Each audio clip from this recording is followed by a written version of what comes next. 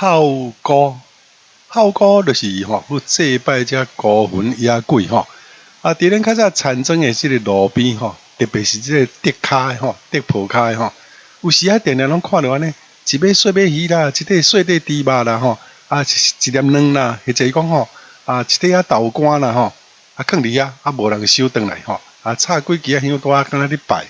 迄叫做孝歌就是拜遮无事的啦孤魂野鬼啦叫做孝歌。这个风俗即摆较毋捌看到因为较早这个路边就是讲光线较歹人也住得较人有时捌伫竹骹看到安尼乌影感觉讲敢若遐有啥物梦算的啦，有啥物魔神啊啦所以就甲拜拜